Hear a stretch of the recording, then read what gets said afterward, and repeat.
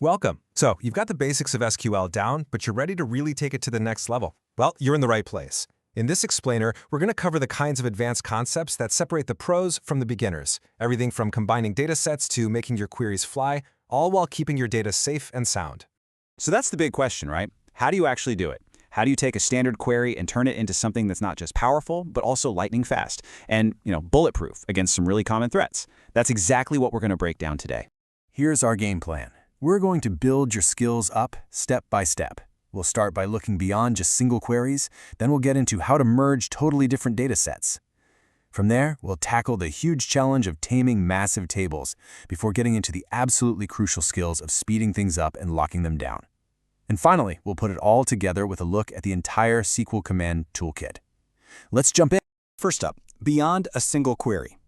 Look, before you can build a skyscraper, you have to master the bricks and mortar. In the world of SQL, that means really, truly understanding the query. At its core, a query is really just a question you're asking your database. Simple as that. And the select statement, that's the most common way you're going to ask those questions, letting you pull out the exact data you need. Everything we're about to talk about is built on this foundation. Okay, now this is where SQL starts to get seriously powerful, the subquery. Think of it like asking a question inside of another question. So let's say you want to find all the customers who live in the same city as one of your stores. The subquery's job is to figure out the store's city first. Then the main query takes that answer and uses it to find all the right customers. This is how you start building some really dynamic and intelligent requests. So once you're comfortable writing individual queries, what's next? Well, the next logical step is to combine their results. This is where set operations come into play, and trust me, they are incredibly useful for merging and comparing different sets of data. This table lays it all out perfectly. You've got union, which is fantastic for merging lists, and it's smart enough to remove the duplicates for you. Then there's intersect, which is your go-to for finding the overlap. What do these two groups actually have in common? And except is your secret weapon for finding what's different. It's perfect for questions like, show me all the customers who got a marketing email except for the ones who actually clicked the link. So useful. All right, so you've mastered complex queries and you're combining datasets like a pro. But what happens when your tables go from a few thousand rows to a few billion? Yeah, the game completely changes. Let's look at two essential strategies for taming these massive tables. This is honestly the perfect analogy for our first strategy, which is called partitioning. Instead of trying to search through one single, gigantic, heavy book to find what you need, you just split it into smaller, manageable volumes. That way, when you need something, you can go straight to the right one, which saves a ton of time and effort. And the magic phrase here, the thing that makes this so powerful, is partition pruning.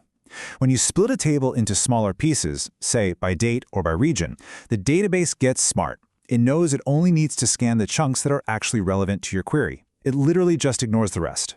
This can give you some absolutely massive performance boosts.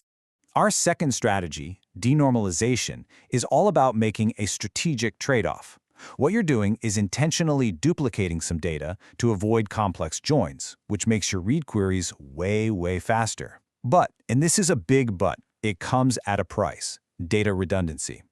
That can make updates a real headache. So it's a strategic choice you make only when read speed is your absolute top priority. So, dealing with huge tables isn't just about how you organize them. It's also about performance and, maybe most importantly, security. So let's dive into two of the most critical responsibilities for anyone who works with data: making it fast and keeping it safe. These aren't just nice-to-have skills. They're absolutely essential. Look, fixing a slow query isn't some dark art. It's a science. You start by measuring. You use tools to understand what the database is actually doing and find the real bottleneck. Then, you check the fundamentals. Are your indexes in order? After that, you refine your logic. Are you forcing the database to scan every single row when it doesn't have to? And finally, if you need to, you can rewrite the query using more efficient patterns. It's a systematic process, not guesswork. Okay, now for the really serious part: security.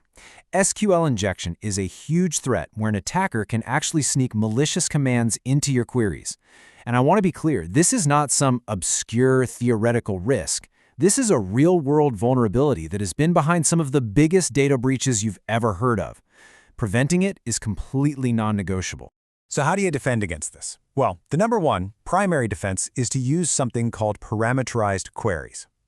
The basic idea is that you treat your SQL command like a template with placeholders, and you treat the user's input as just simple data that fills in those placeholders. That way, it's impossible for malicious code to get executed.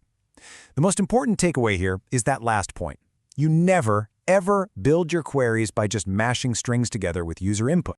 To wrap things up, let's just zoom all the way out. We've talked about a lot of different commands and concepts, so now let's organize them into a clear mental map of the SQL language itself.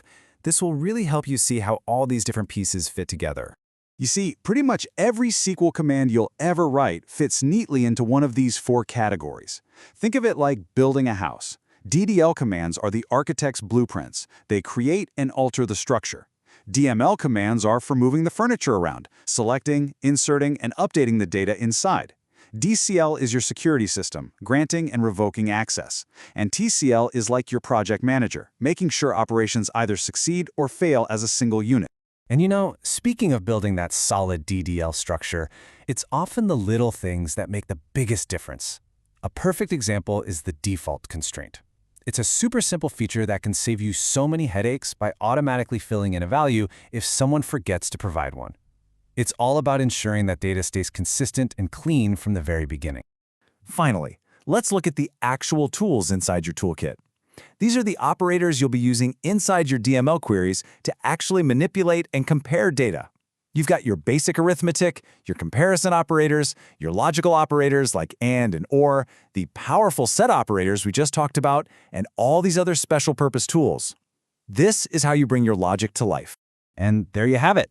You now have a really comprehensive toolkit for taking your SQL skills to a truly professional level. You understand how to structure complex queries, how to manage massive data sets, how to optimize for speed, and how to lock down security. So the only question left is, what are you going to build, optimize, or protect first?